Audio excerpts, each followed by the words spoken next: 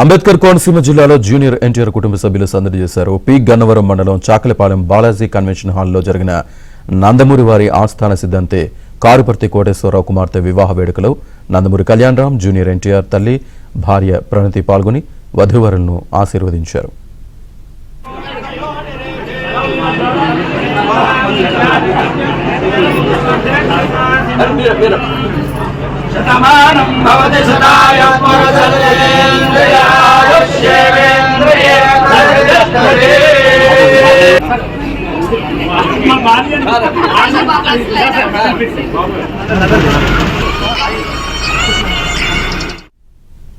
ఎన్టీఆర్ కుటుంబ సభ్యులతో ఫోటోలు దిగేందుకు వధూవరుల బంధువులు, అభిమానులు పోటీపడ్డారు.